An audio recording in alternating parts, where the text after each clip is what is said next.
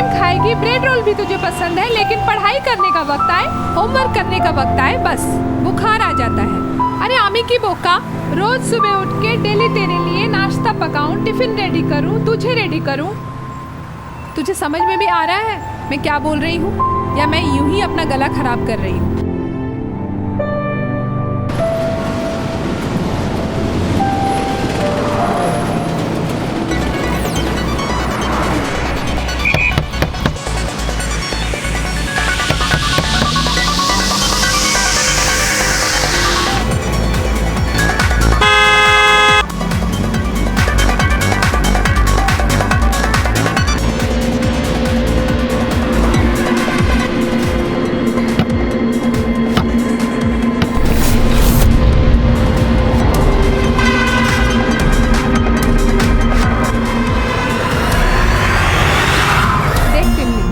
आखिरी बार भी तुझे लास्ट वार्निंग दी थी, आज भी बोल रही हूँ, पढ़ाई तो तुझे करनी पड़ेगी, कोई बहानेबाजी नहीं चलेगी। समझ में आई?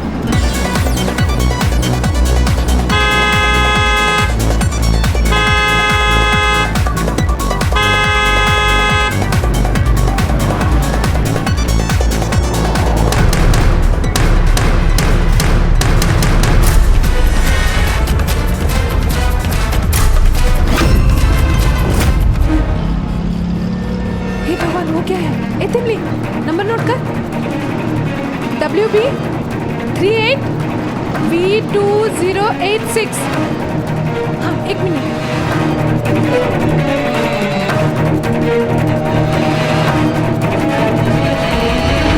100। ये सिर्फ एक नंबर नहीं है, बल्कि आपके और हमारे हाथों में दिया गया एक ऐसा हथियार है जिसकी सहायता से हम सब मिलकर जुर्म के खिलाफ लड़ते हुए न सिर्फ अपनी सुरक्षा कर सकते हैं बल्कि दूसरों की भी। ये एक अधिकार भी है और एक कर्तव्य भी। कोलकाता की रहने वाली एक साधारण सी महिला पारुल को जब लगा कि कोई मुसीबत में है तो उसने 100 पर फोन करके पुलिस को ये जानकारी दी।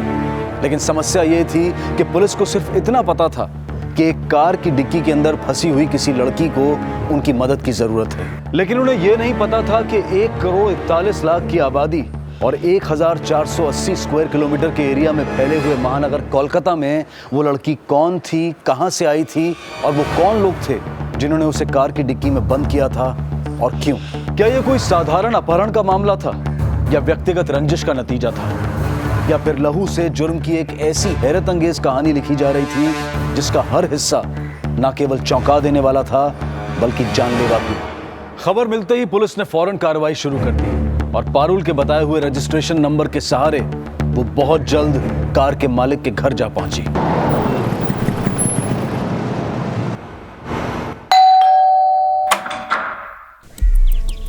जी सब इंस्पेक्टर उत्पल दास। शांतनु पाल आप ही है क्या? जी। व्हाइट कलर का कार WB 38V0286 आप ही का कार है? कोई बचाओ! जी ये कार मेरे नाम पर है, पर मेरी बेटी सुवर्णा इस्तेमाल करती है। आपकी बेटी अब कहाँ है? सुवर्णा, यदि कैशो।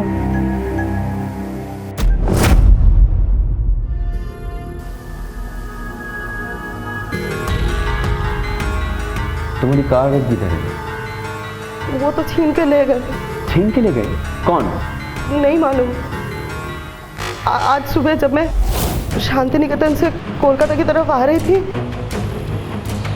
तब अचानक से एक गाड़ी मेरे पीछे से आई और मुझे ओवरटेक कर लिया और उसमें से कुछ गुंडे बाहर निकले।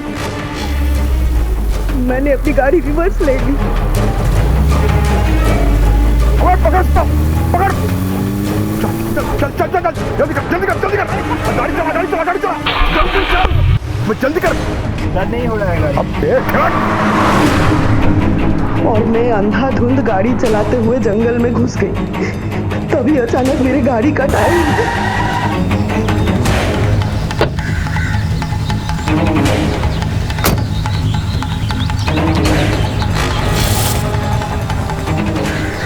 इसको भी अभी पंक्चर होना था।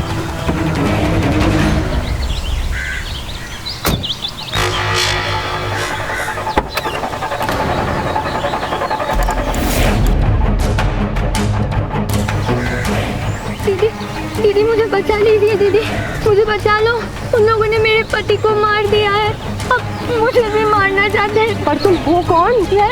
मैं रेशमा। वो लोग मुझे जबरदस्ती उठाकर लाए हैं। आप जो वो होटल में खाने के लिए रुकी थी ना, तब मैं चुपके से आपकी गाड़ी में बैठ गई। मुझे बचा लो दीदी। इसका मतलब ये लोग तुम्हारी वजह से मेरे पीछे पड़े थे। अच्छा तुम एक काम करो, तुम बाहर आओ। तुम बाहर आओ, मैं पुलिस को फोन करती हूँ। शिट, इसका नेटवर्क भी अभी नहीं लगा है। शिट। अच्छा सुनो, तुम एक काम करो, तुम टायर चेंज करने में मेरी हेल्प करो।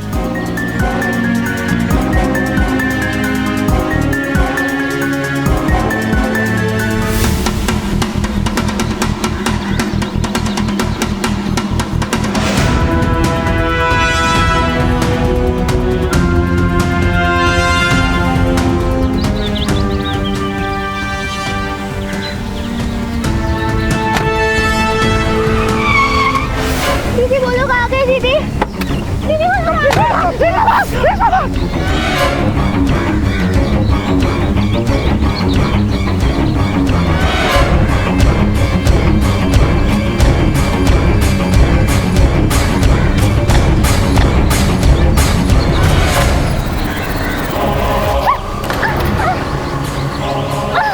तेरे भेजे में बुद्धि है क्या? है बुद्धि? नहीं। इस गाड़ी की लड़की कहाँ है? मिली? तो कहाँ जाकर छिप गई है? सुन, हम दोनों ये गाड़ी लेकर निकलते हैं। उस साली को यहीं मरने दे। चल चल चल चल, निकल निकल।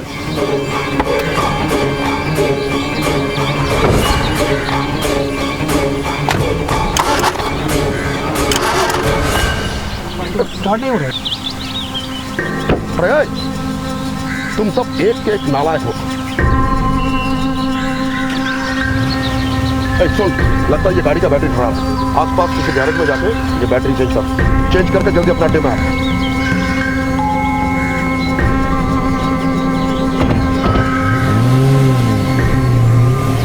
उसके बाद काफी देर तक मैं वहीं छिप के बैठी रही। फिर सड़क से आके बस पकड़ के तब कोलकाता पहुंची। उस गाड़ी का नंबर याद है? नहीं, नंबर कुछ याद नहीं है, लेकिन ग्रे कलर का एसयूवी था, इतना पक्का है। उनमें से किसी का नाम लेके पुकारा था? नहीं, मुझे कुछ याद नहीं आ रहा, लेकिन जो मेन आदमी था उसके लंबे बाल थे और उसने कैप पहना हुआ था। मुझे और कुछ याद नहीं आ रहा है। उसके बाद से ये बिल्कुल डरी हुई है।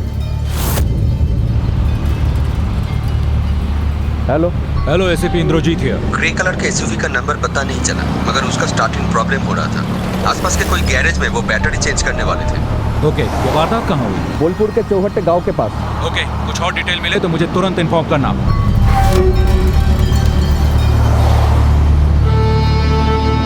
माँ वो अच्छा आदमी है, नाम है उनका वहाँ पे।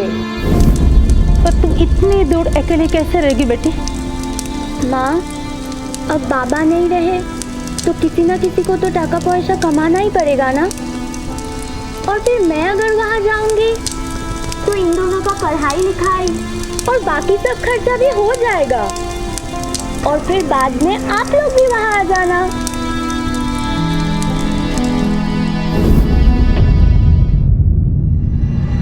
इतनी कम उम्र में रेशमा पैसा कमाने के लिए कहां जाने की बात कर रही थी, और जो लड़की अपने भाई बहन के भविष्य को संजोने के लिए घर से निकली थी, वो उस कार की डिक्की में कैसे पहुंच गई? इन सभी सवालों का कोई जवाब नहीं था।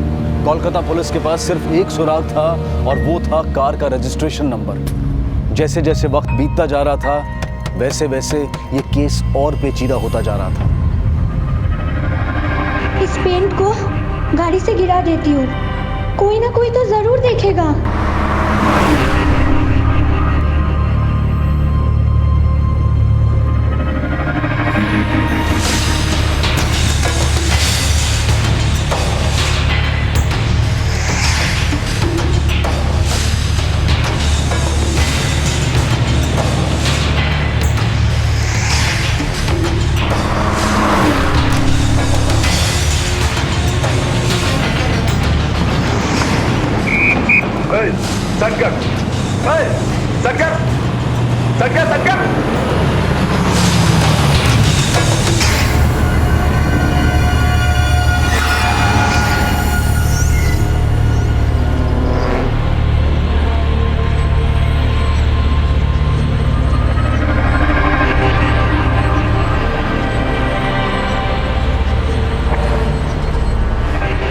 क्या रे? डिक्की में क्या है? हाँ? क्या सर? कुछ भी तो नहीं है सर। कुछ भी नहीं। तू इतना सारा कलर पे इतने से गिर रहा है? हाँ? उतर के देख, पूरा रास्ता खराब कर दे तूने। डिक्की खोल। सर जी मैं बोलता हूँ सर जी अपने तो रात कर देना अभी कुछ।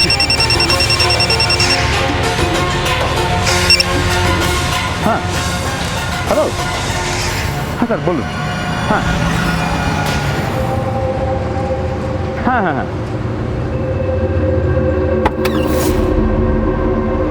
स्मार्ट बच्चे हैं, चुपचाप से यहाँ पे लेटी रहे। ज्यादा चालाकी करने की कोशिश की ना तो तेरी ये दोनों आंखें मैं निकाल लूंगा। Okay sir. Hello control room यार। हेलो, एक मारुति गाड़ी है वाइट रंग की, प्राइवेट नंबर है। The number is WB38B2086। इसको रोको, अगर कहीं भी दिखे तो। इसका बैकलाइट फूटा हुआ है, पॉसिबिलिटी ऑफ किडनैपिंग केस।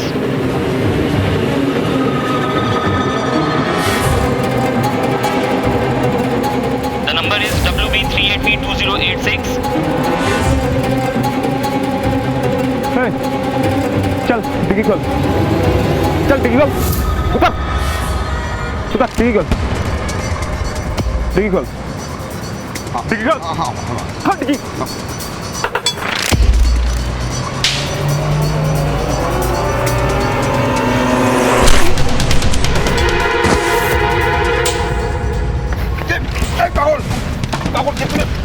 ये तूने क्या किया? पुलिस वाले को मार दिया? अरे ऐसे नहीं मारता तो हम दोनों मारे जाते।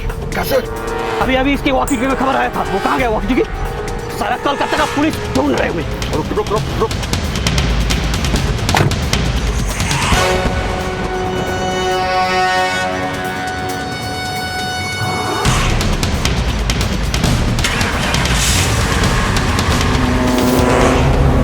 पुलिस का कांस्टेबल शहीद हो गया था। वहीं दूसरी तरफ वेस्ट बंगाल पुलिस ने एक पल की भी देरी ना करते हुए चौहट्टा गांव के आसपास उन गुंडों की एसयूवी की तहकीकात शुरू कर दी थी।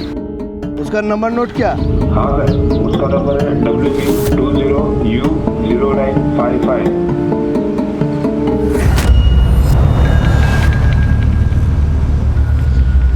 तू गाड़ी की चाबी शिल्पी को देके निकल जा। हम लोगों को थोड़ा लंबा चक्कर काट के आना पड़ रहा है। हाँ ठीक है। जब जरूरत होगी तो मैं तुझे कॉल कर लूंगा। ठीक है चल।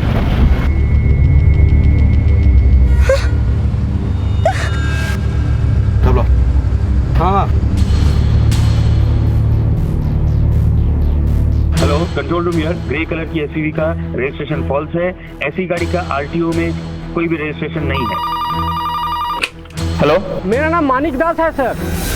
मैं गोल्फ क्लब रोड से बोल रहा हूँ। यहाँ पे एक बाइक लावारिस पड़ा हुआ है और एक पुलिस का वॉकी टॉकी पड़ा हुआ है सर, टूटा फूटा। क्या नंबर है बाइक की? WB01AG9815।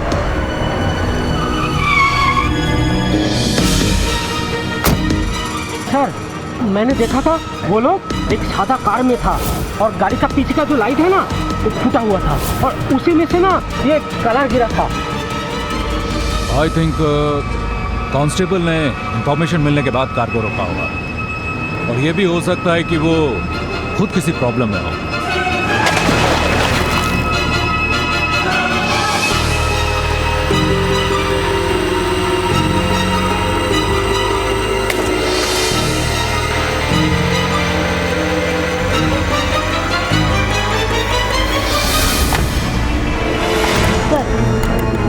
ये पेंट पीछे से आ रही है। इसका मतलब वो लोग बीटी रोड से आ रहे थे और अभी साउथ कोलकाता की तरफ जाते हुए टॉलीगंज की तरफ मुड़ गए थे। चलो हम लोगों को उस तरफ चल के देखना चाहिए। हाँ let's move. ACP Indrajeet come online. Sir SUV का रजिस्ट्रेशन नंबर मिल गया है।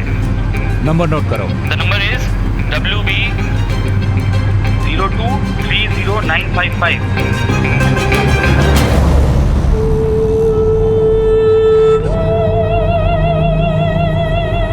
ये बिंदी लगा के तुम कितनी सुंदर लग रही हो, पता है तुम्हें? अब एक किस तो देना ही पड़ेगा।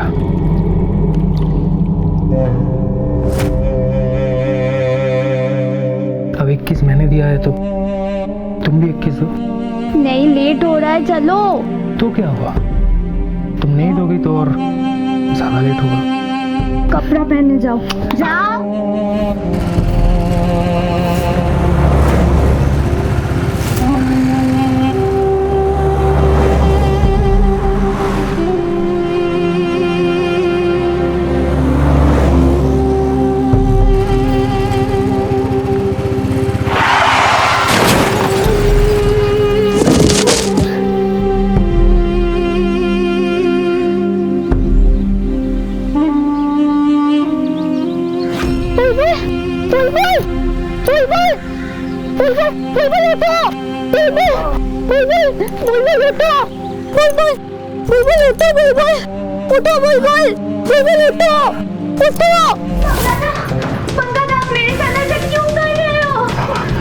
क्यों कर रहा हूं? जाके अपने आदमी से पूछ, जा। उसने ब्याह किया था ना तुझे? ब्याह किया था ना?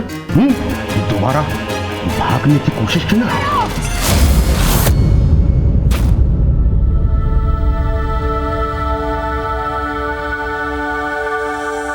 बहुत हुआ, मैं हूं ना, संभाल लूंगी। देखती हूँ मैं। दीदी तुम्हें किसी कॉल हो?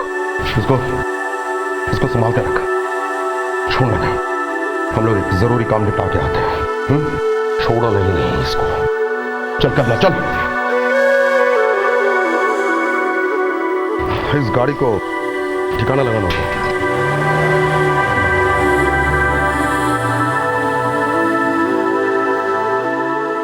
बुलबुल कोई नया आदमी तो नहीं था। उसे अच्छी तरह से पता है तुम्हारे साथ ऐसा नहीं करना चाहिए। बहुत गलत किया उसने। लेकिन दीदी, ऐसी गलती की सजा मौत होती है क्या? क्यों मार डाला उनको? है? की कोशिश हुई? मार डाला उसको? हाँ, बुलबुल को मार डाला और मुझे जबरदस्ती ले आए और रास्ते में एक पुलिस वाले का भी जान ले लिया।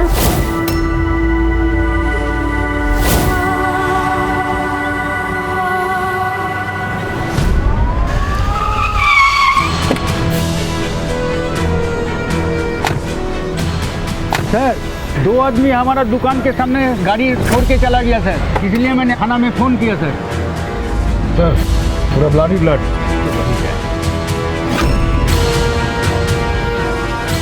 अच्छा ये बताइए, वो लोग यहाँ गाड़ी पार्क करके गए कैसे? सर वो लोग तो ऑटो पकड़ के चले गए। किस तरफ? सर कपड़डांगा की तरफ। वो ऐसे ही आए थे और ऐसे ही चले गए। सर इसका मतलब यही है जो लोग कवरडांगा के आसपास करीब है 3-4 किलोमीटर के अंदर है। इसका मतलब कबरडांगा के आसपास कोई ऐसी जगह है जहाँ वो लोग छिप सकते हैं? सर इतना बड़ा एरिया, हमारे पास ना लगेगा कोई फोटो, ना किडनैपर का था सबूत। ये भी नहीं पता ये लड़की को लेकर वो लोग क्या करेंगे। लेकिन हमें इतना पता है कि किडनैपर में से एक का हुलिया कैसा है। ये भी पता है कि एक दिन पहले खुद का एसयूवी का इस्तेमाल कर रहा था वो। हाँ मानता हूँ कि वो काफी नहीं है, लेकिन अपराध को रोकने और अपराधियों को पकड़ने के लिए इन्हीं क्लू के सहारे हम लोगों को आगे बढ़ना होगा। सच्ची बोलो, तुमने क्या बुलबुल दा को मार डाला? हाँ मार दिया, क्योंकि उसने गद्दारी किया था, जोगादा से धोखा किया था उसने। और वो पुलिस वाला, उसको क्यों मार डाला? अगर उसे नहीं मारता तो पुलिस और गवर्नमेंट दोनों मिलकर मुझे फांसी पे लटका देती। अगर उनसे मैं बच भी जाता तो जोगादा मुझे नहीं छोड़ता, मरवा देता। मगर अब मेरा क्या होगा? सोचा है तुमने? तुमने पुलिस वाले को मारा है ना? वो लोग तुम्हें छोड़ेंगे नहीं, कहीं भी जाके छुपोगे तुम्हें ढूंढ निकालेंगे। और इसके बाद क्या मैं इसको जेल में पैदा करूंगी? तो मैं क्या करूं? अब मैं क्या करूं? इसको छोड़ दो यहाँ पर और निकलते हैं यहाँ से। दिल्ली मुंबई कहीं भी चले जाएंगे। पागल हो गई है। उसको दिल पे छोड़ दे, हैं? वो पुलिस को सब उगल देगी, उसके बाद तुम लोगों का क्या होगा सोचा है? वो सब मुझे नहीं पता, बस इतना जानती हूँ अगर इसको हम लोग नहीं छोड़ेंगे ना तो मैं तुम्हें छोड़ के चली जाऊंगी। शिल्पी, ये मैंने क्या कर दिया? शिल्पी दीदी आप ठीक हो? शिल्पी, ए कमला, पानी दे, अब देखो, ताला देखो। शिल्पी दीदी, जल्दी।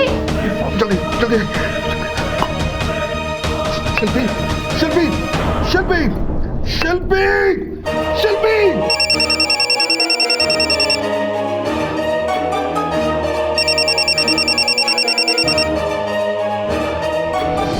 अपनी पत्नी के बेहोश होने के बावजूद भी बंका जिसका फोन उठाने पर मजबूर हो गया था, जिसका नाम मोबाइल पर पढ़ते ही वो बुरी तरह से घबरा गया था, कौन था वो जोगादा?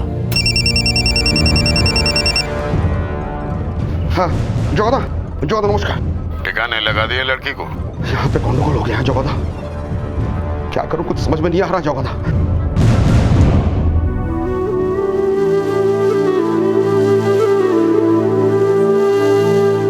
मुझे कुछ समझ में नहीं आ रहा जोगादा, मैं क्या करूं मैं? मार डाल उसको। जोगादा ये आप क्या कह रहे हैं जोगादा? जोगादा वो मेरी बीवी है जोगादा, उसके पेट में मेरा बच्चा है जोगादा। जोगादा मैं उसे कैसे मार दूं? अगर वो इस हाल में पुलिस के हाथ लग गई ना तो अपने बच्चे के लिए सब भग देगी। मेरी बात ध्यान से सुन, अगर तू जिंदा रहेगा ना तो दूसरा बीवी भी आ जाएंगे और बच्चे भी पैदा हो जाएंगे, और अगर तू फंस गया ना मैं तुम दोनों को मरवा दूंगा। समझा मेरी बात?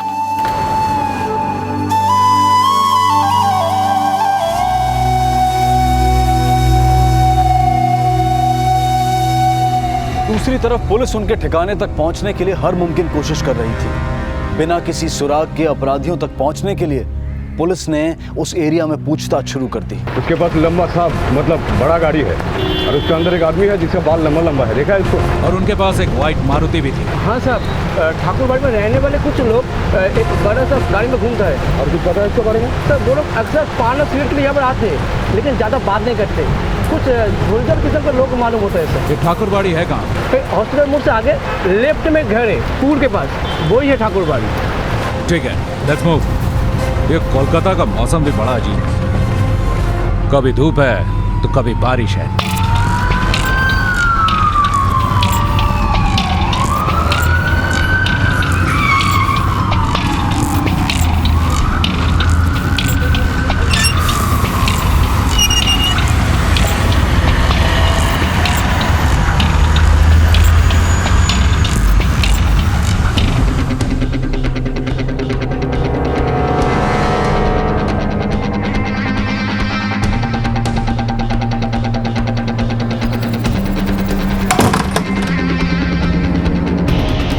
पूरे घर की अच्छे से तलाशी लो। हो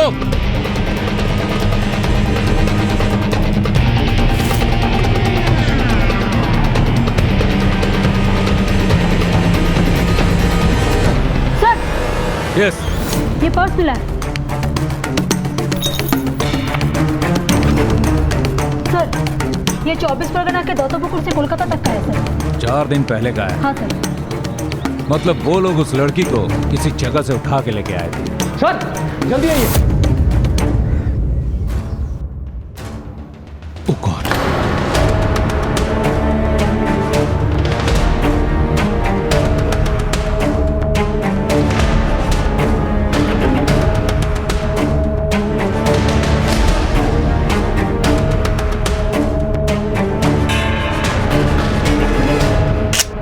Call the ambulance and the forensic department. Okay sir. एक लड़की उम्र करीब 18-20 साल की, उसको हस्बैंड को मर्डर करके कल उसको किडनैप किया था।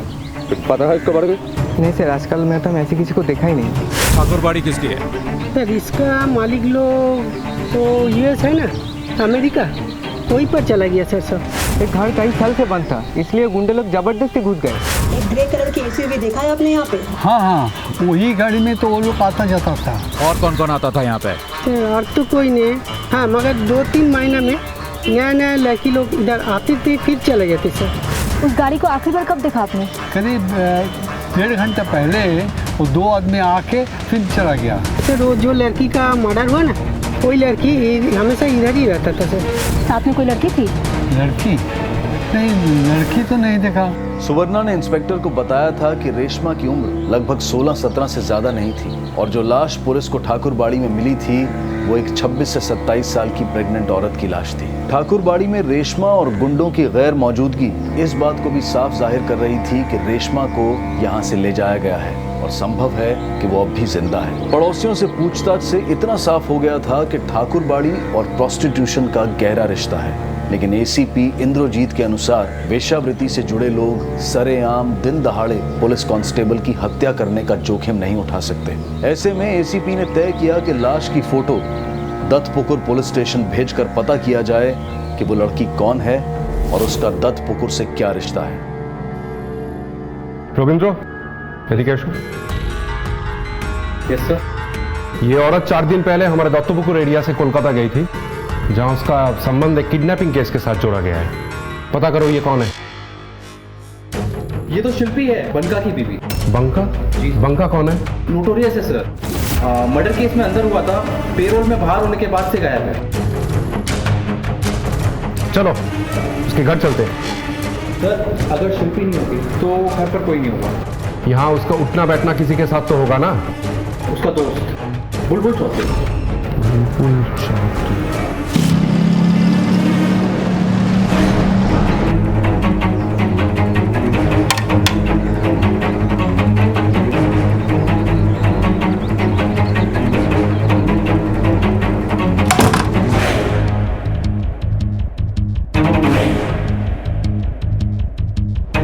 अब तक रेशमा को लग रहा था कि उसके पति की मौत हो चुकी है, लेकिन सच्चाई उसकी सोच से उलट थी। बुलबुल जिंदा था, पर अब सवाल यह उठ रहा था कि इतना सब कुछ हो जाने के बावजूद भी वो खामोश क्यों था। देख बुलबुल, एक भी झूठ बोलेगा ना तो बहुत फंसेगा। बंका, उसके बीवी का और तेरा सारा फोन रिकॉर्ड में चेक करूंगा तो सब सच सामने आ जाएगा। उसके बाद अगर तू एक भी सच बोलता है ना, कोई फायदा नहीं। तब तक तेरा बदन बहुत सूज चुका होगा रे, इसलिए फायदा इसी में है अभी सच बोल। लेकिन सब आप लोग ये सब मुझसे क्यों पूछ रहे हैं? एक लड़की का कल अपहरण हुआ है, बोल क्या जानता है? बोल। सब मेरी बीवी है सब। ये फोटो किसका है? ये तो मेरी बीवी का फोटो है, अभी मायके गई है वो।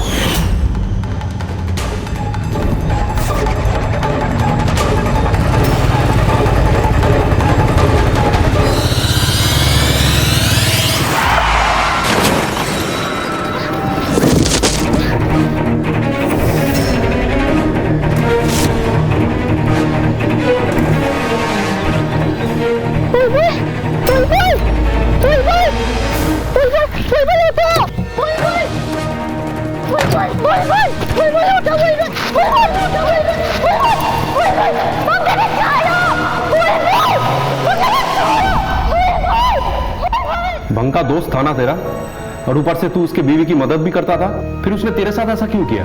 जब से हम दोनों ने वो जोगादा के लिए काम करना शुरू किया ना, तब से दोस्ती खत्म हो गई साहब। जोगादा?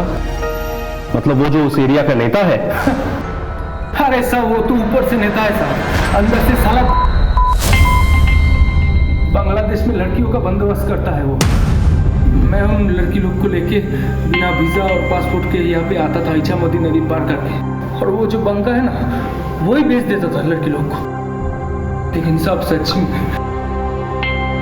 जब से मैंने रेशमा को देखा, मैंने बस ठान लिया कि उसको बंका के साथ नहीं भेजना है। फिर हम दोनों ने शादी कर ली साहब। लेकिन वो बंका को जब पता चला, वो जाके उस जगादा को बोल दिया साहब, इसीलिए बुलाया था हम दोनों को मिलने के लिए।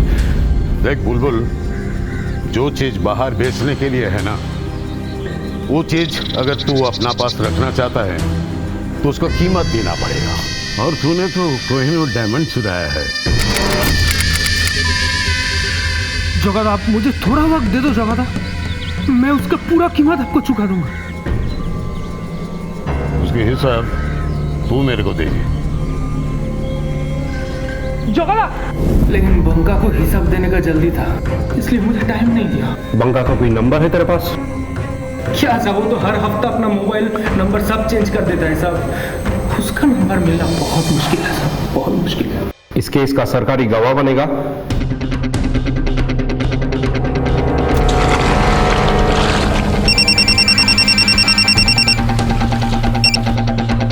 हेलो सर, मैं दत्तपुकुर पुलिस स्टेशन से इंस्पेक्टर सुब्रतो बोल रहा हूँ। इस केस में एक जरूरी इंफॉर्मेशन हाथ लगी है, वो बताना था आपको।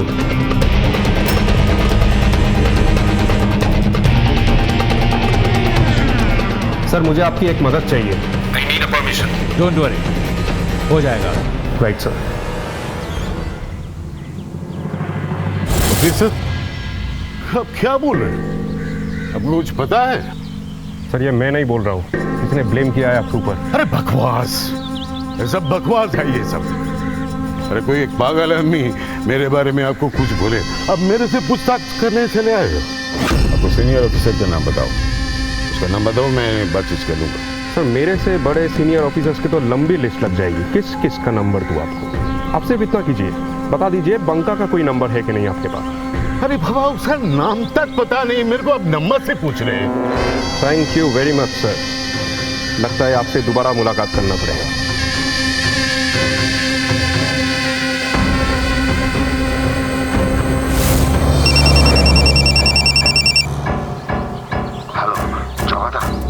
सुन, पुलिस और लड़के के बारे में पूछने के लिए मेरे घर भी आए थे।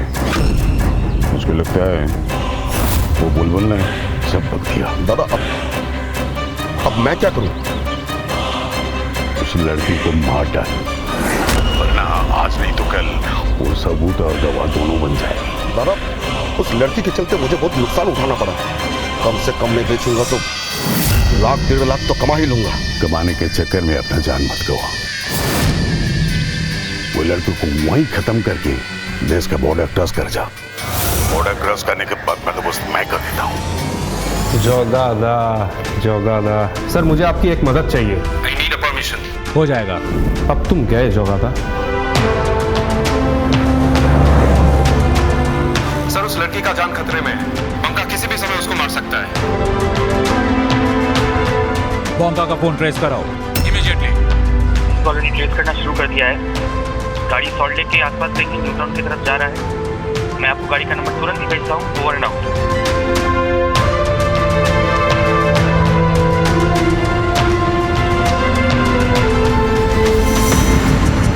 हाँ सर, हम आ गए सर। Okay sir.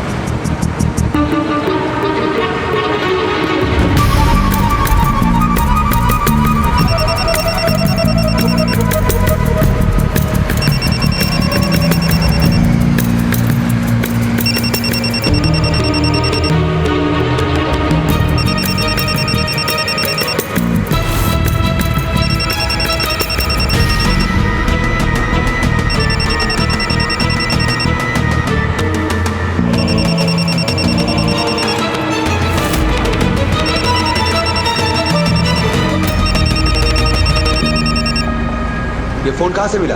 कचरे के डिब्बे में। बंका तक पहुंचने का इकलौता जरिया उसका फोन नाकाम हो चुका था। सुबह से लेकर अब तक पुलिस ने अपनी तफ्तीश से मामले को काफी सुलझा तो लिया था, लेकिन बंका अब भी आजाद घूम रहा था और उसकी आजादी का मतलब था रेशमा की बर्बादी। शाम ढल चुकी थी। कोलकाता शहर और रेशमा की जिंदगी पर रात गहराने लगी थी। मैंने वो फोन सॉल्ट लेक मार्केट में फेंक दिया था। अब देखना है कि वो पुलिस वाला साला अगर फोन का ट्रेस करेगा भी, वो उधर सॉल्ट लेक में जाके मरेगा। मुझे पता था ऐसा ही होगा। अपराधी अपने आप को बहुत चालाक समझता है, लेकिन वो ये भूल जाता है कि हमें उनकी हर चाल समझने की आदत होती है। बंका ने आधा घंटा पहले अपना मोबाइल सॉल्ट लेक में फेंका है। इसके बाद वो लड़की को मारने या ठिकाने लगाने के लिए कोई भी सुनसान जगह ढूंढेगा। अगर तू इस लड़की का क्या करने वाला? जोगादा ने कहा था उसे मार डाल, पर मैं सोचता हूँ नहीं, उसे मारने से पहले उस साली के साथ थोड़ा मजा लिया, फिर साली को ठिकाने लगा के आज हम बॉर्डर क्रॉस कर जाएंगे। लेकिन ये सब करेगा किधर? इस एरिया में बाईपास के आसपास यही एक जगह है जहां यह काम वो आसानी से कर सकता है। Are you sure, sir? वो ऐसे ही करेगा? हाँ, अपराधी के दिमाग से सोचो। सॉल्ट लेक में कोलकाता पुलिस की हद खत्म होती है और बंगाल पुलिस की हद शुरू होती है। यहाँ से भीड़ भाड़ में वो वापस नहीं जाएगा। कोलकाता में तो चारों तरफ भीड़ ही भीड़ है। फिक्र मत कर, एक जगह है जहाँ इस वक्त कोई नहीं होता। सामने राजरहाट बाईपास है और रात के समय वो बिल्कुल सुनसान रहता है और उनके लिए यही आसान होगा कि उस लड़की को यही मार के सीधा एयरपोर्ट पकड़ते हुए बॉर्डर की तरफ बोंगा जाए, और इसके लिए वो कोई भी पब्लिक ट्रांसपोर्ट यूज कर सकता है। अपनी गाड़ी लेकर हम आगे नहीं जा सकते। रोड पर हर जगह पुलिस चेक कर रही होगी। एक काम करते हैं, राजारहाट मोड़ के पास हम किसी बस पर चढ़ जाते हैं जो दमदम जाती हो। दमदम जाके लोकल ट्रेन पकड़कर हम कोलकाता से दूर निकल जाएंगे।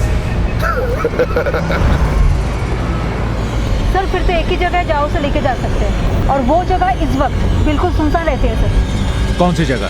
इको विस्टा वाला एरिया सर। Eco Vista.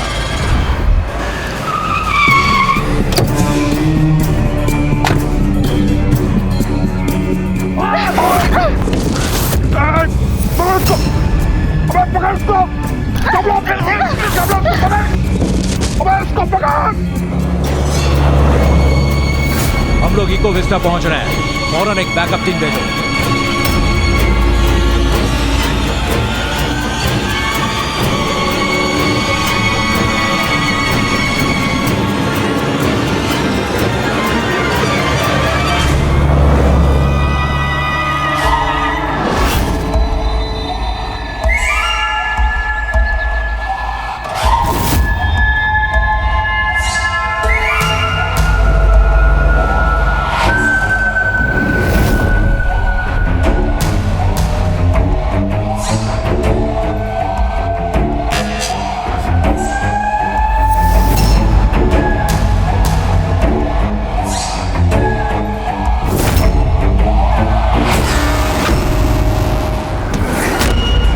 मैं कहता हूं रुक जा, रुक, वहीं रुक,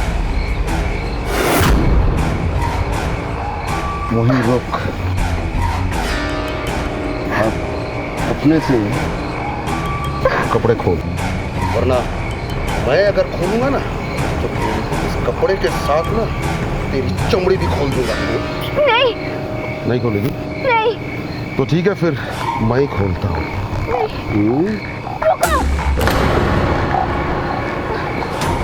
इको विस्टा आ गया। अभी लाइट बंद करो और थोड़ा धीरे चलाओ। सर, आगे गाड़ी देखिए, डिक्की खुला है, कोई नहीं इसके अंदर।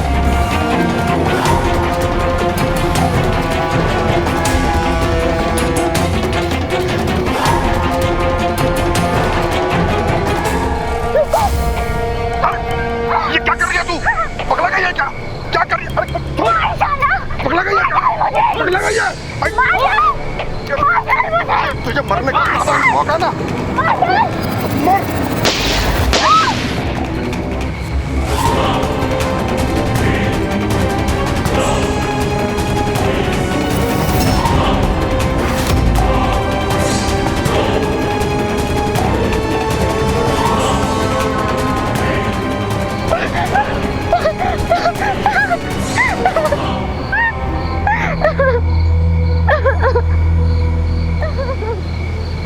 कोलकाता और पश्चिम बंगाल पुलिस ने अपनी काबिले तारीफ कार्रवाई से न सिर्फ रेशमा की जान बचाई, बल्कि पुलिस के स्टैंडर्ड्स को भी एक नए मकाम तक पहुंचाया। गौर करने वाली बात यह है कि यह संभव कैसे हुआ। जरा सोचिए कि आज हम सभी अपने अधिकारों और अपनी असुविधाओं के बारे में हमेशा बात करते हैं, लेकिन जब बात आती है संघर्ष की, अपना दायित्व निभाने की, तो हम हमेशा बचकर निकलने की कोशिश करते हैं। एक साधारण सी महिला ने समय पर समाज के प्रति अपनी जिम्मेदारी को पूरा किया और उसके सिर्फ एक फोन कॉल पर पुलिस ने अपनी ड्यूटी करते हुए ह्यूमन ट्रैफिकिंग से जुड़े एक बहुत बड़े रैकेट का पर्दाफाश किया। वहीं दूसरी तरफ ठाकुरबाड़ी के आसपास रहने वालों ने अगर जरा भी सावधानी दिखाई होती, पुलिस को इन्फॉर्म करके अपने दायित्व को पूरा किया होता, तो ये संभावना थी कि अपराधी बहुत पहले पकड़े जाते और इतने लोगों की जान बच जाती। कांस्टेबल देवादित्य को मरणोपरांत पुलिस मेडल दिया गया। बात बात पर दूसरों की जान लेने वाला कैबला एक दिन भी पुलिस की मार बर्दाश्त नहीं कर पाया और उसने अपने मास्टरमाइंड सफेद पोश सरगना जोगादा के बारे में सब कुछ बता दिया। इन सभी को आईपीसी की धारा 302 के तहत हत्या के लिए, धारा 363 के तहत अपहरण के लिए, धारा 366 ए और 372 के तहत ह्यूमन ट्रैफिकिंग के लिए उम्र कैद की सजा सुनाई गई और ये सभी आज जेल की सलाखों के पीछे। लेकिन इतना सब कुछ होने के बावजूद भी रेशमा ने हार कर वापस लौटना स्वीकार नहीं किया। आज वो दोनों देश की पुलिस और एनजीओ की मदद से ऐसी लड़कियों के लिए संघर्ष कर रही है जिन्हें धोखे से ह्यूमन ट्रैफिकिंग के जरिए कोलकाता में लाकर वेश्यावृत्ति के लिए मजबूर किया जाता है। हम रेशमा के इस संघर्ष की शक्ति को सलाम करते हैं। अब मैं अनूप सोनी आपसे विदा लेता हूं। फिर मुलाकात होगी अगले एपिसोड में एक और चौंका देने वाले केस के साथ। तब तक अपना और अपने परिवार का ख्याल रखें और देखते रहें क्राइम पेट्रोल डायल 100। सबक एक को सीख हम सबको। जय। करना गलत होता है, लेकिन यह भी सच है कि गलतियां ही इंसान की सबसे बड़ी टीचर भी होती हैं। गलती के साथ एक और शब्द भी जुड़ा होता है और वो है माफी। और एक सवाल भी उठता है कि क्या हर गलती माफी के काबिल होती है? आज की जो कहानी हम आपको दिखाने जा रहे हैं उसका भी यही मुद्दा है, जहां कुछ लोगों ने गलतियां की जिनमें से कुछ गलतियां माफी के काबिल थीं लेकिन उन्हें माफ नहीं किया गया, और कुछ गलतियों को माफी के काबिल ना होने पर भी नजरअंदाज कर दिया गया।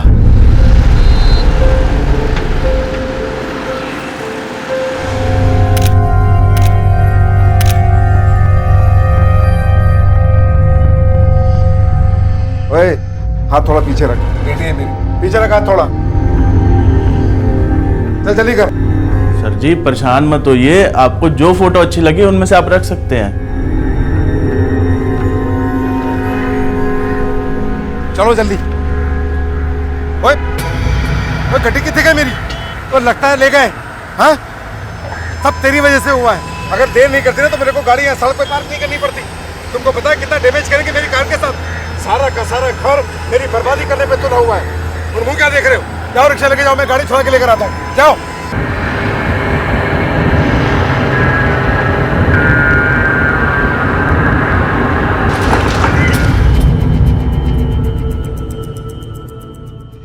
कौन खाएगा ये? कौन खाएगा? थोड़ा सा और अच्छा पापा को फोन लगाएं?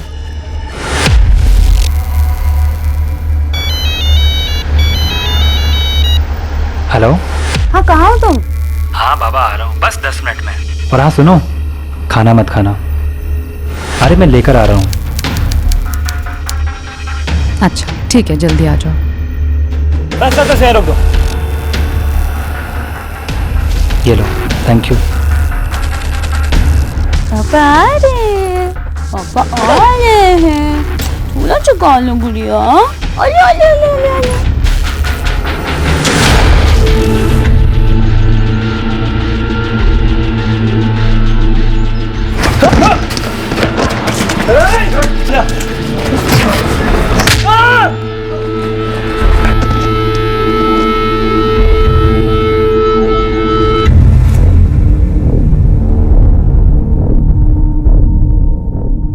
चल मुंह खोल। हाँ मुंह बंद कर।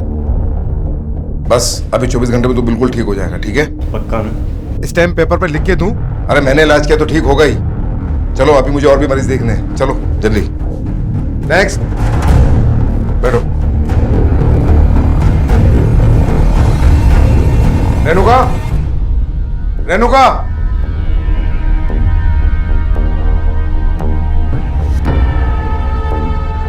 कुछ नहीं होगा, कोई दिक्कत की बात नहीं, ठीक है? क्या कर रही है तू यहाँ? समझे? पापा जी वो बस पूछ रहा था मरीज कि को भड़का रही है? नहीं पापा जी। चुप कर। और तू यहाँ इलाज करवाने आया, टाइम पास करने आया? तेनू बता ना दवा खत्म हो गई है। चल जा अंदर, लेके आ दवा।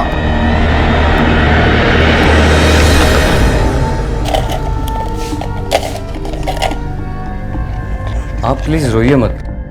आप तो जानते हो डॉक्टर साहब को, वो ऐसे ही है। अब कौन क्या कर सकता बताइए। राजस्थानी का दवाखाना यही है? हाँ जी यही है। कहाँ है वो? अंदर। अरेस्ट करने आए हो या इलाज करवाने? जो भी है जल्दी बोलो, बाहर मेरे और भी पेशेंट हैं। आपके दामाद नवीन पर कल रात हमला हुआ है, उसी सिलसिले में आए। जिंदा है लेकिन उसकी हालत बहुत खराब है, सर पे गहरी चोट लगी। वही तो मैं सोचूं कि मेरे इतने अच्छे भाग का जो मुझे उसकी मौत की खबर सुनने को मिलती। मेरी एक बेटी तो विधवा है और दूसरी को विधवा देखने के लिए मेरी आंखें तरस गई। सर मैं इस बारे में कुछ भी नहीं जानती। झूठ क्यों बोल रही हैं भाभी? आप इंस्पेक्टर साहब को बताते क्यों नहीं कि ये अटैक आपके पापा ने करवाया है? तुम कौन हो और इतना दावे के साथ कैसे कह सकते हो? सर हम दोनों नवीन के दोस्त हैं और भाभी जी और नवीन की लव मैरिज हुई थी, वो भी भाग कर।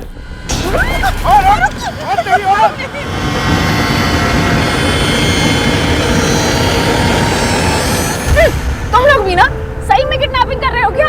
अब हटाओ ये सब, डर लग रहा है तुम लोगों को देख के।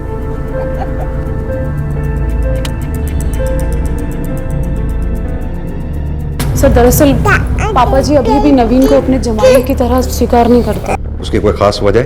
उसका बाप ड्राइवर था मेरा और उसका वो पिल्ला नवीन मेरी बेटी को भगा के ले गया था। शादी के बाद नवीन के कहने पर हमने पापा जी को फोन किया और उनसे मिलने भी गए। पापा जी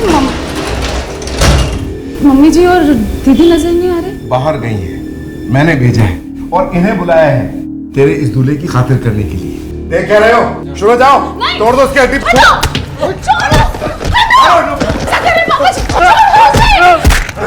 हिम्मत मारो, तोड़ो से। रोक दीजिए ये सब, रोक हाथ दीजिए, मारे। पुलिस को फोन करूंगी। हाथ कर तोड़ दो। ओए छोड़ दो, रुको। नवीन उठो, अभी माफ नहीं करूंगी आपको इसके लिए मैं। चल निकलो तो, और मुड़ के मत आना थे। चलो। सर एक बार पहले भी इसने नवीन को बहुत मारा था और सर जान से मारने की धमकी भी दी थी। हाँ, दी थी धमकी। मैं तो अब भी चाहता हूँ कि वो मर जाए, लेकिन उसके गंदे खून से मैं अपने हाथ रंगना नहीं चाहता। अरे एक नंबर का लालची है वो नवीन। पैसे पे नजर थी उसकी मेरी और मेरे क्लिनिक पे, और मेरी बेटी उसी का साथ दे रही है। सर नवीन एक बहुत ही खुददार आदमी है। उन्हें पापा जी के पैसों में बिल्कुल इंटरेस्ट नहीं है। अगर इंटरेस्ट होता तो आज पापा जी यहाँ हॉस्पिटल में पड़े होते, नवीन नहीं। देखो, मैं भी बहुत बिजी हूँ। वैसे भी कोई सबूत है तुम्हारे पास? नहीं ना? तो जाओ ढूंढो सबूत, जब मिल जाए तब आना। Next patient. निहायत ही बददिमाग, बदतमीज और पागल किस्म का आदमी है ये डॉक्टर। मुझे लगता है नवीन पे अटैक इसी नहीं करवाया होगा सर। लेकिन एक बात है, उसने पहला हमला शादी के 2 महीने बाद कराया। उसे इतनी ही नफरत थी तो दूसरा हमला इतने टाइम बाद क्यों कराएगा? फिलहाल तो नवीन पे जहाँ अटैक हुआ था मैं वहाँ जा रहा हूँ। सुनसान एरिया है, देखता हूँ पूछताछ करके किसी ने अटैकर्स को देखा हो तो। ठीक है, बताना मुझे। ठीक है सर, चलो गाड़ी सीधी ले लो। ठीक है, फाइल भिजवा दीजिए। राजेश, वो नवीन वाले केस का क्या हुआ, कुछ पता चला? सब तक कुछ पता नहीं चला, लेकिन डॉक्टर का फोन आया, नवीन को होश आ गया। मैं अस्पताल जा रहा हूँ उसका स्टेटमेंट लेने के लिए। उम्मीद है कुछ पता चल जाएगा। हमें बताइए कि उस दिन क्या और कैसे हुआ। सर उस दिन मैं रिक्शा से उतरकर घर जा रहा था, किसी ने मेरे सर पे, फिर मैंने उसे पकड़ लिया। वो छुड़ाने की कोशिश कर रहा था। अचानक से एक और आदमी आ गया। उसके बाद मेरी आंखों के सामने अंधेरा छा गया। उन दोनों में से किसी का चेहरा देखा है आपने? नहीं सर, उन्होंने मुंह पर रुमाल बांध रखे थे। आपकी बीवी और आपके दोस्तों ने बयान दिया है कि ये हमला शायद आपके ससुर ने कराया है। आपको भी ऐसे ही लगता है? नहीं अश्मिता, हम बिना किसी सबूत पे उन पर ऐसा इल्जाम नहीं लगा सकते। पर नवीन हो सकता है उन्होंने। अश्मिता प्लीज। सर मुझे जो पता था मैंने आपको सब बता दिया, इसके आगे मुझे कुछ नहीं पता।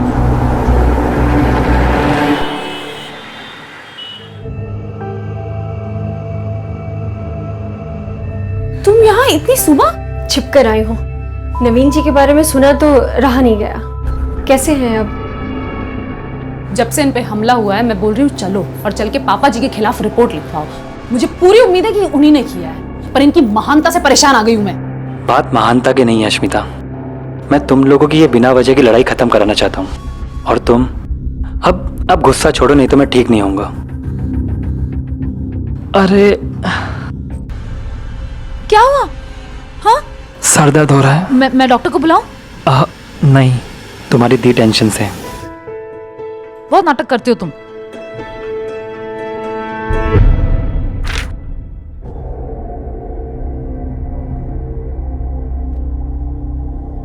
मैं क्या जी, एक काम वाली रख ले, मेरे कमर का दर्द बढ़ता जा रहा है। क्यों?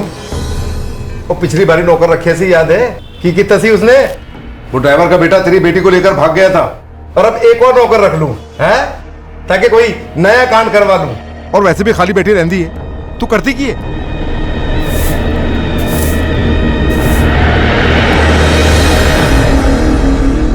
कहाँ गई थी? बोल। पापा जी मैं मंदिर से। अच्छा, मंदिर गई थी? तो ला दे, ला प्रसाद दे मैनू। मंदिर गई थी ना, दे प्रसाद। की छुपा रही है? दिखा दिखा मैनू। मेरे मना करने के बावजूद तू उस भगोड़ी और उस ड्राइवर के बेटे से मिलने गई? कभी कभी तो मैनू लगता है कि ये दोनों मेरी सगी औलाद हैं भी कि नहीं। ये क्या कह रही जी आप? सही कह रहा हूँ। एक तो मुझे जेल भेजने पे तुली हुई है, और दूसरी उसकी जाके पीठ ठोक रही है। मेरे घर से खाना लेकर वो मुंह खिला रही है। खबरदार, खबरदार, आज के बाद तो अगर तू उन दोनों से मिली तो वरना तेरा गला खुद दबा दूंगा मैं, समझी? चल जाए तो।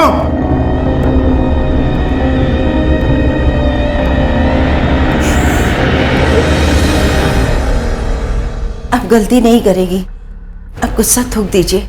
ये हमदर्दी का नाटक मेरे साथ मत कर। तू भी ऐसी है।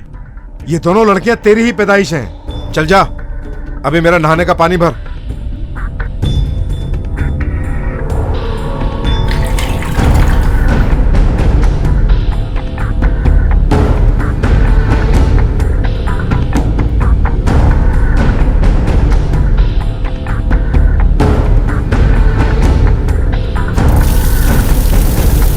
कभी कभी तो मैंने लगता है कि ये दोनों मेरी सगी औलाद है भी कि नहीं।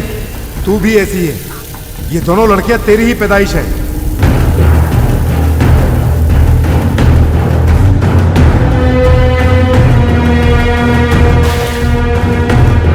पानी तैयार है, आ जाओ।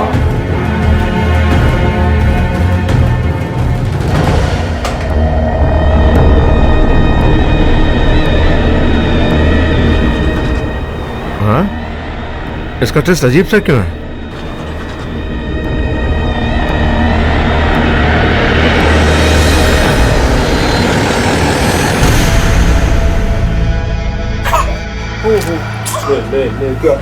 दीदी का मैसेज आया था, लिखा था परेशान है बहुत। अब मैं फोन लगा रही हूँ, मैसेज कर रही हूँ, पर कोई रिप्लाई नहीं दे रही। जरूर पापा जी ने कुछ किया होगा। मुझे तो समझ में नहीं आता झेलती क्यों इस आदमी को, घर से क्यों नहीं निकल जाती। तो लेकिन जाएगी कहाँ वो? अरे पढ़ी लिखी है, अनपढ़ गंवार नहीं है, अपनी जिंदगी खुद जिए, फिर मुझे फोन कर करके परेशान करती हैं। और आज तो मम्मी जी भी मेरा फोन नहीं उठा रही है, दीदी भी नहीं उठा रही है। सुनिए जी, रेणुका कहीं भी नहीं दिख रही। पूरे घर में देख लिया, उसके कमरे में भी देख लिया। कहीं भाग तो नहीं गई अपनी बहन की तरह? कैसी बात कर रहे हैं जी, उसका सारा सामान कमरे में पड़ा है। अगर भागती तो सामान लेके नहीं जाती। सर जी, क्या बात है? रेणुका क्लिनिक पे तो नहीं आई? नहीं जी, मुझे तो सुबह से नहीं दिखी। तो फिर कहाँ जा सकती है? गई होगी अपनी बहन और जीजा के पास। आने दे आज उसे, उसकी टांगे तोड़ के रख दूंगा। मम्मी जी आप परेशान मत होइए। हाँ कुछ पता चले तो मुझे बताइएगा। हाँ ठीक, नमस्ते। सुन रहे हो? अब क्या हुआ? दीदी का कहीं पता नहीं चल रहा है। मम्मी जी को भी कुछ नहीं पता है और कंपाउंडर को भी कुछ नहीं पता है। मुझे लगता है पुलिस में कंप्लेंट करनी चाहिए हमको, मुझे डर लग रहा है बहुत। नहीं जी सर, मेरा कोई हाथ नहीं है उसे गायब करने में। और झूठ बोल रही है। तो आप ही बता दीजिए सच क्या है। कहाँ है आपकी बेटी? और मैंने की पता, विधवा थी, चली गई अपने किसी यार के नाम, फिर से घर बसाने के लिए। आप कह रहे थे आपकी बहन अक्सर परेशान रहा करती थी, कोई खास वजह? हाँ जी सर, ये है वजह। सर मेरी बहन ने भी मेरी तरह लव मैरिज की थी, पर उसकी किस्मत खराब थी तो शादी के 1 साल बाद ही एक्सीडेंट में उसके पति की डेथ हो गई। इस वजह से वो वापस घर आ गई, और जब वो घर वापस लौट के आई है ना सर, इन्होंने उससे भी उतनी नफरत की जितनी मुझसे करते। लेकिन फिर भी उसको घर में रखा था मैंने। हाँ रखा था, पर किस तरह, याद है आपको? तेरे भागने का जितना दुख था मुझे, आज उतनी खुशी हो रही है तेरी उजड़ी हुई मांग देखकर। आना पड़ा ना, वापस आना पड़ा ना इस घर में। अब सुन, अगर तुझे इस घर में रहना है तो मेरे नियम से रहना होगा, वरना डूब मर किसी कुएं में, कूद जा, मैंने कोई फर्क नहीं पहनता। सर जब नवीन हॉस्पिटल में एडमिट थे तब दीदी उन्हें देखने आई थी, और तब दीदी को जान से मारने की धमकी दी थी पापा जी ने। मुझे तो लगता है इन्हीं का हाथ है, आप पता लगाइए। हाँ, मरवा दिया मैंने उसको, और मैंने तेरे पति को मरवाने की कोशिश की थी। मुझे और कोई काम धंधा थोड़ी है। रोज सुबह उठता हूँ, नाश्ता करता हूँ और निकल जाता हूँ कत्ल करने के लिए, है ना? देखिए साहब, इस सब नाटकबाजी के लिए आपके पास टाइम होगा, मेरे पास टाइम नहीं। जब तक मेरे खिलाफ कोई ठोस सबूत हो, प्लीज मुझे परेशान मत करना। सानी साहब, अपनी आवाज और अपने अंदाज को जरा शराफत के दायरे में रखिए। मुझे अपनी दवा बेचने की कोशिश हरगिज मत करना। जब जब हमें आपकी जरूरत पड़ेगी आपको बुलाएंगे, और आप आएंगे भी। अगर नहीं आए तो आपको उठा के लाएंगे, समझे? हमने आपकी FIR दर्ज कर ली है, जैसे ही कुछ पता चलेगा आपको इन्फॉर्म कर देंगे। Thank you sir. Thank you. ये आदमी बहुत अजीब है। सही कह रहे थे। इस आदमी के घर में एक के बाद एक 2 वारदातें हुई। पहले नवीन पे अटैक, फिर बड़ी बेटी गायब। कुछ तो मसला है। एक काम करो, इसकी फैमिली के बारे में जरा आसपास पूछताछ करो। जी सर।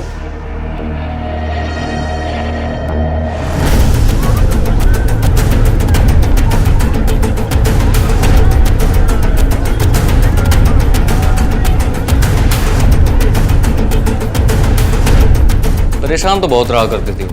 सानी साहब बड़ी बेइज्जती कर देते थे उनकी। अब कुछ दिन पहले की बात है। मुंह खोलो।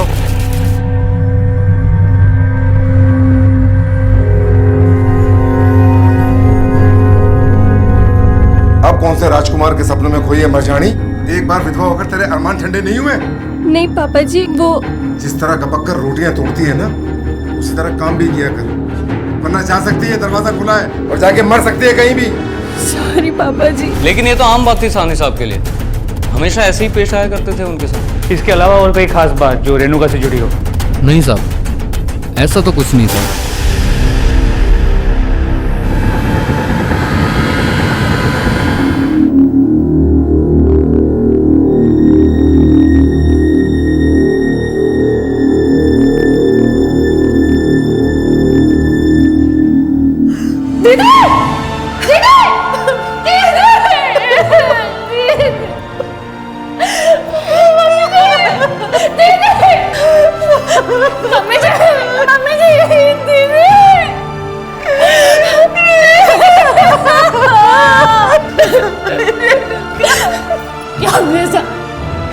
अब आपके कलेजे को ठंडक मिल गई। आपने मारा ना दीदी को, आपकी बेटी ने किया है। नवीन पर जानलेवा हमला होने के बाद पहले रेणुका का अचानक गायब हो जाना और अब उसकी लाश मिलना, साफ था कि साहनी परिवार के साथ सब कुछ ठीक नहीं था। क्या ये इस परिवार के किसी दुश्मन का काम था? और अगर हां, तो कौन था वो? कोई गैर या फिर कोई अपना? नवीन की पत्नी अश्मिता खुलेआम घर के मुखिया और अपने पिता अजीत साहनी को इन घटनाओं का जिम्मेदार बता रही थी। लेकिन क्या इसकी वजह अपने पिता से उसकी नाराजगी थी, या फिर वाकई में अजीत साहनी ही अपने परिवार के सदस्यों के साथ हुए इन हादसों का जिम्मेदार था? ये रिकॉर्ड रूम में जमा करा दो।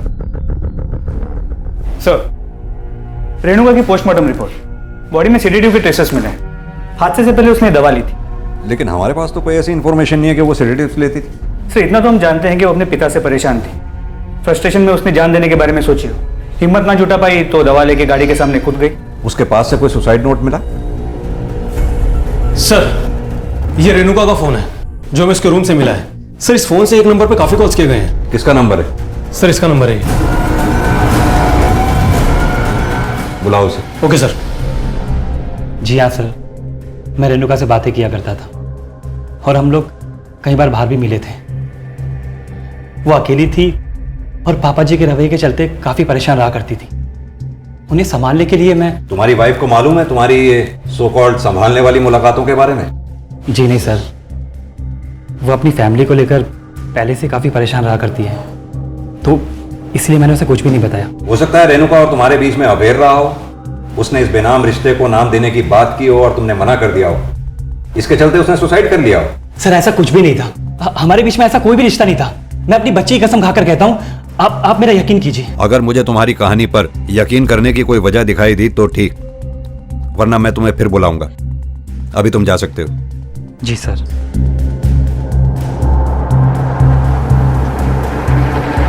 मेरी पीठ पीछे मेरी बहन के साथ ये सब करते शर्म नहीं आई तुमको? मैं ही अंधी थी जो तुम पे भरोसा किया। तुम पागल हो क्या? पुलिस का ठीक है, पर तुम कैसे हो सकती मेरे बारे में ऐसा? सफाई देने की कोई जरूरत नहीं। मैं अपनी बच्ची को लेकर जा रही हूँ। ऐसा नहीं रहना तुम्हारे साथ मुझे।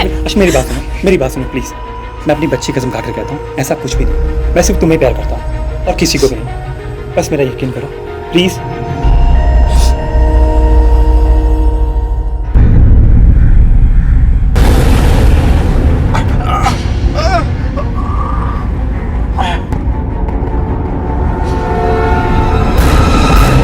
पहले नवीन पे अटैक हुआ, फिर रेणुका ने सुसाइड किया और अब आपके फादर गायब हैं। आखिर चल क्या रहा है आपकी फैमिली में? हर रोज की तरह सुबह 10 बजे नाश्ता करके क्लिनिक के लिए निकले थे।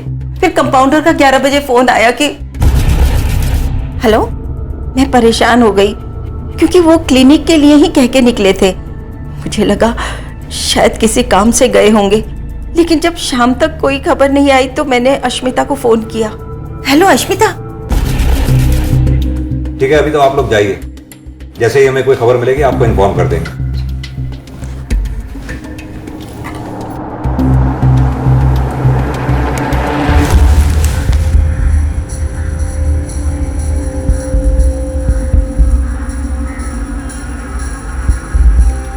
सर। अच्छा, अभी रखता हूँ। हाँ बोलो। सर, कंट्रोल रूम से मालूम चला है कि रामलीला मैदान में एक लाश मिली है। चलो।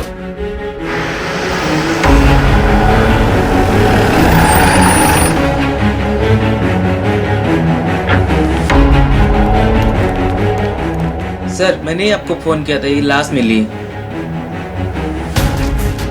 ये तो अजीत सानी है। एक काम करो, आसपास देखो जरा, कुछ मिलता है क्या? हर्ष, एम्बुलेंस को कॉल करो, बॉडी को पोस्टमार्टम के लिए भेजना। आप लोगों में से किसी ने देखा इसे? कोई डाल के गया हो या कुछ? सर उनकी गाड़ी गार्डन में पीछे खड़ी है। हर्ष, आओ जरा।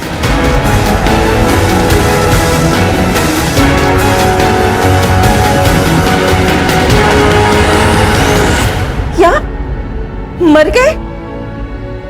नहीं नहीं, ये नहीं हो सकता। पता नहीं भगवान मुझे किस चीज की सजा दे रहा है।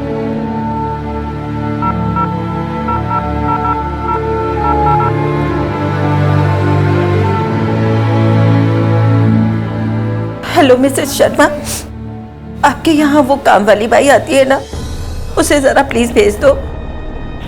नहीं नहीं, अपने लिए आज से ही रखूंगी। हाँ। छोड़ दो प्लीज, छोड़ दो मुझे, प्लीज छोड़ दो मुझे।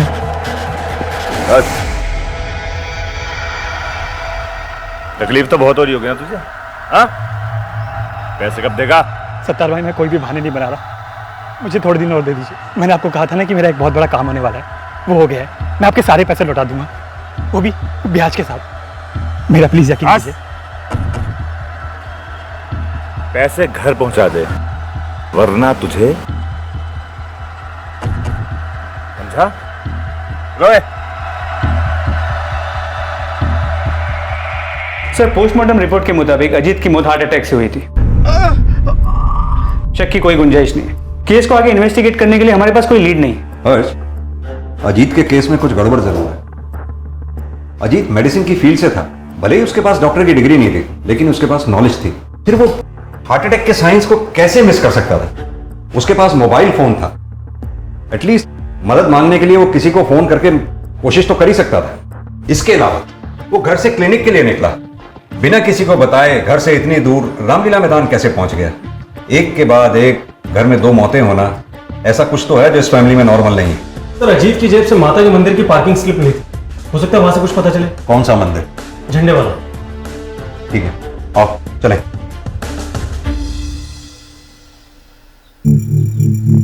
पंडित जी से पहचानते हैं आप? मैं जानता तो हूँ, अजीत नाम है इनका। पिछले कुछ दिनों से इनका आना जाना है यहाँ। आपकी आखिरी बार बात कब हुई थी इनसे? आखिरी बार जब वो रो रहे थे। रो रहे थे? जी। कब की बात होगी? 4-5 दिन पहले। भगवान की मर्जी के बगैर इस दुनिया में पत्ता भी नहीं हिल सकता। जो आपकी बेटी के साथ हुआ है, इसमें भी शायद उसकी कोई मर्जी होगी, और इसमें आपका कसूर कहाँ है? नहीं पंडित जी, सारा दोष मेरा है। बरसों पहले मेरे से एक पाप हो गया था, जिसका श्राप मैंने लगा है। शायद इसीलिए मेरे साथ ये सब हो रहा है। व्यर्थ चिंता मत करो, सब ठीक हो जाएगा। मतलब ये जो अजीत अचानक मंदिर जाने लगा, इसकी वजह रेणुका की मौत नहीं, बल्कि उसी के पापों का गिल्ट, जिसके बारे में उसने उस पंडित को बताया था। क्योंकि जिस दिन उसकी मौत हुई उस दिन भी वो मंदिर गया था। क्या टाइम बताया था पुजारी जी ने? सर 10:30। 10:30। मंदिर से मैदान की दूरी है 45 मिनट, और अजीत की मौत का समय है 11 बजे। इसका मतलब उसकी मौत ना तो मंदिर में हुई है ना मैदान में। उसको जब हार्ट अटैक पड़ा तो वो रास्ते में था। अब सवाल ये है कि हार्ट अटैक में वो गाड़ी चलाकर मैदान तक पहुंचा कैसे? जरूर उसके साथ कोई था जो गाड़ी चलाकर मैदान तक गया, उसकी लाश वहां फेंकी और वहां से चला गया। सर, यानी ये वो शख्स है जिसे कभी अजीत ने नुकसान पहुंचाया था? बिल्कुल हो सकता है। अब सवाल ये उठता है कि वो शख्स है कौन? अजीत ने मंदिर के पुजारी से कहा था कि उससे एक पाप हुआ है और उसी की वजह से उसके परिवार के साथ ये सब हो रहा है। ऐसा क्या किया था अजीत ने और किसके साथ? अगर ये पाप वाली थ्योरी सही थी तो कौन था वो शख्स? कोई गैर था या उसका कोई अपना?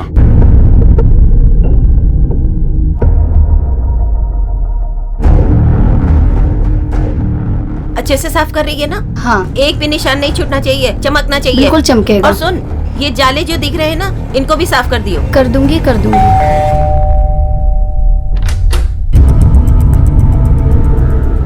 तुम लोग? जी हाँ, इतना सब होने के बाद आपको अकेला छोड़ना हमें ठीक नहीं लगा, इसलिए चले आए। पापा जी ने तो हमें कभी हमारा हक दिया नहीं मम्मी जी, पर अब वो नहीं है तो चल।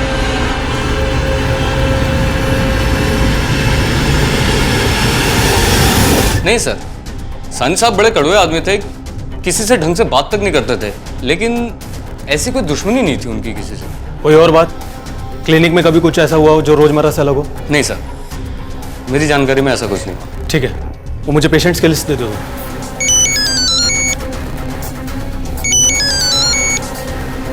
हाँ सर। सर कुछ खास इन्फॉर्मेशन तो नहीं मिली है, लेकिन मैंने पेशेंट्स की लिस्ट ले ली है, शायद कुछ पता चले। Okay sir.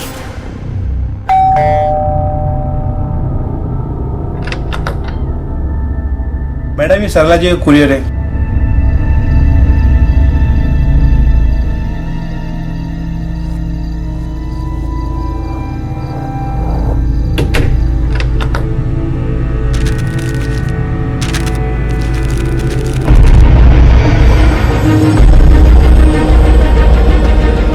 मम्मी जी, कोर्ट से आए ये पेपर्स। अगले महीने सुनवाई है और आपने हमें बताया तक नहीं।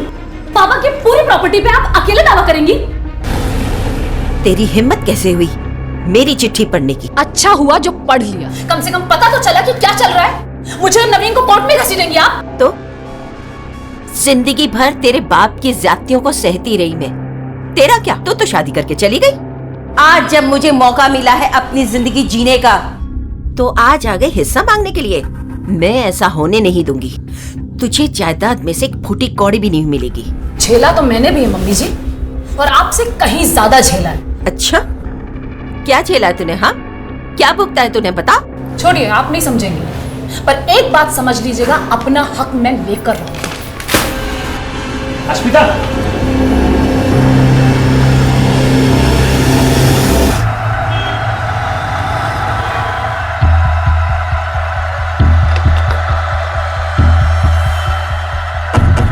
हाँ भाई भाई भाई बस मुझे थोड़ा और टाइम दे दो। मैं पक्का आपके पैसे करवा दूंगा जी।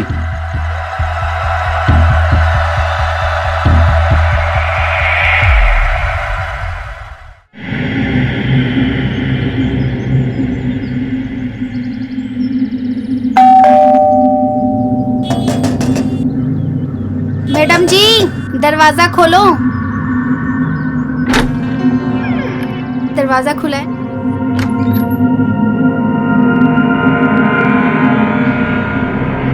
मैडम जी। तरला जी कैसे हुआ ये सब? मैं घर में थी, तभी घंटी बजी। मैंने सोचा काम वाली आई होगी, मैं दरवाजा खोलने गई, तभी एक आदमी अंदर धक्का देके घुसाया। उसने मुंह ढका हुआ था, मेरे सर पर किसी चीज से वार किया। उसके बाद जब मुझे होश आया तो मैं यहाँ हॉस्पिटल में थी। सर, इस अजीत ने जरूर किसी के साथ कुछ बहुत बुरा किया था, और ये वही शख्स है जो ये सब कुछ कर रहा है। हो सकता है कि रेणुका की मौत भी सुसाइड ना हो के मर्डर हो। पहले उसने नवीन पे हमला किया, फिर खुद डॉक्टर अजीत को मार दिया, और अभी सरला पे हमला। हो सकता है कि ये भी उसी ने किया।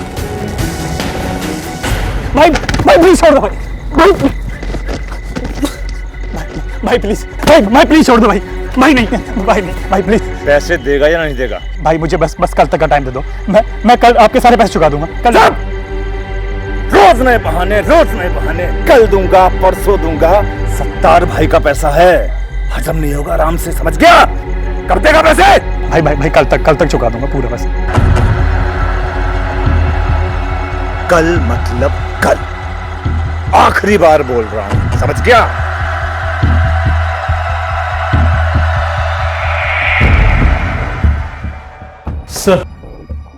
सर अजीत का एक पेशेंट मिला है, उसके पास में कुछ खास इंफॉर्मेशन है। अच्छा, बुलाओ सर। ये बात अजीत की मौत से कुछ दिनों पहले की है सर।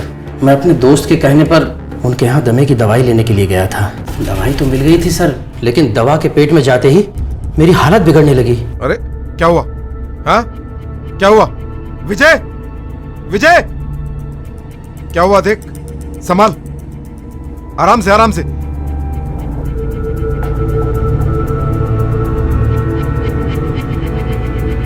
मिलाया था इसमें क्या? मैंने कुछ नहीं मिलाया। संभाल इसे, संभाल। अरे इसे कुछ हो गया तो हम लोग मुसीबत में पड़ जाएंगे, समझा?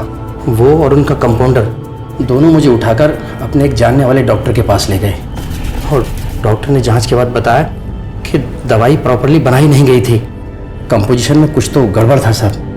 आप यकीन के साथ कह सकते हैं कि उस दिन कंपाउंडर भी साथ था आपके? जी सर, वो दोनों ही मुझे साथ लेकर गए थे। हमसे झूठ बोला तूने, हमसे झूठ बोला तूने। मार क्यों रहे हो साहब? झूठ क्यों बोला तूने? साहब मैंने आपसे कोई झूठ नहीं बोला है। झूठ नहीं बोला तो सच भी नहीं बताया तूने। क्यों नहीं हमें बताया तूने कि एक बार दवा का कंपोजिशन गलत हो गया था, पेशेंट को हॉस्पिटल भर्ती कराना पड़ा, उसकी जान जाते जाते बची थी। तूने की थी ना वो गड़बड़, इसलिए हमारे बार बार पूछने पर भी तूने हमें नहीं बताया। बोल, किसके कहने पर किया था तूने और क्यों? बोल। सरला के कहने पे। सरला के कहने पे? सरला और मेरे बीच में संबंध थे। सानी साहब के साथ वो नरक जैसी जिंदगी बिता रही थी, इसलिए हम करीब आ गए। उसने मुझे दवा के कंपोजिशन में गड़बड़ करने को कहा। इससे सारा इल्जाम सानी साहब के ऊपर आ जाता और उन्हें जेल हो जाती और उनका सारा पैसा हमें मिल जाता। सानी साहब को मिलावट का तुरंत पता चल गया था और उन्होंने सारी की सारी दवा फिकवा दी थी। इस तरह हमारा सारा प्लान चौपट हो गया था, जिसे तूने बाद में पूरा किया, अजीत सानी को मारकर। लेकिन रेणुका को क्यों मारा तूने? साहब मैं सच कह रहा हूँ, मैं कुछ भी नहीं जानता हूँ इस बारे में। लेकिन क्या? मैंने उससे शादी की थी ये सोचकर कि डॉक्टर की बीवी बनने के बाद मुझे इज्जत और आराम मिलेगा, लेकिन नहीं, उसके साथ शादी कर कर उस आदमी ने मेरे सारे सपने तोड़ दिए। जिसके चलते आप अपने पति के कंपाउंडर के करीब आ गए। हम ये भी जानते हैं कि आपने अपने अटैक का नाटक झूठा रचा था। आपके आशिक ने हमें सब बता दिया है। अश्मिता और नवीन दोनों बिना बुलाए मेरे घर पर आ गए, मेरे आके रहने लगे, जायदाद में हिस्सा मांगने लगे, तो मैं और क्या करती? आपने अपनी बड़ी बेटी रेणुका और अपने पति अजीत सानी को किसके साथ और कैसे मारा? रेणुका ने तो खुदकुशी की थी ना, और इनकी मौत तो दिल के दौरे की वजह से हुई थी ना। पहले हमें भी यही लगा था, पर हमें अब यकीन हो गया है कि उन दोनों का मर्डर किया गया है।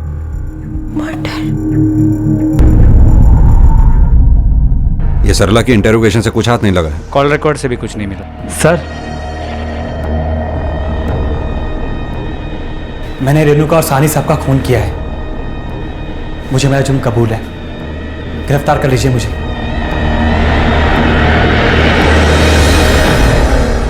ये बताओ, ये कन्फेशन सडनली क्यों?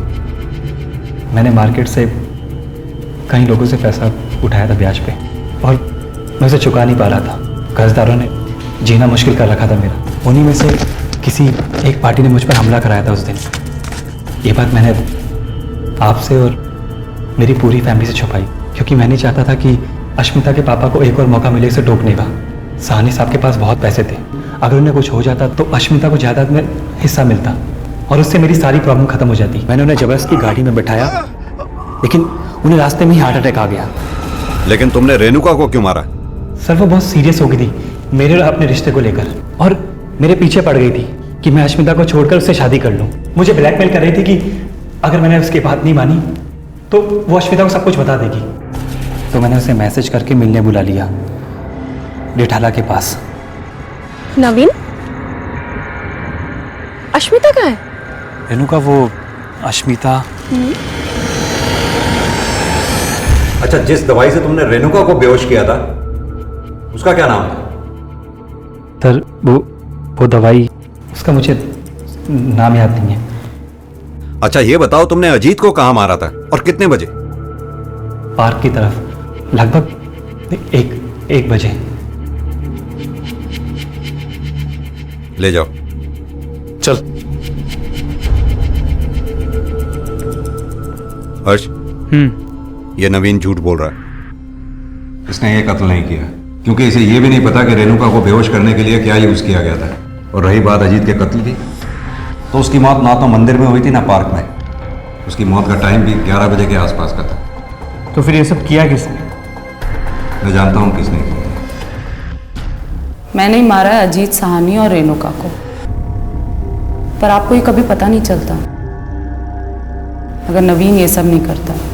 हमें पहले से ही यकीन था कि ये मर्डर तुमने ही किया है, और ये भी कि इस मर्डर में तुम अकेली नहीं हो। कौन था तुम्हारे साथ? नवीन के दोस्त विक्की और सनी। लेकिन अपने ही पिता और बहन का मर्डर क्यों किया तुमने? पैसों के लिए? पैसे?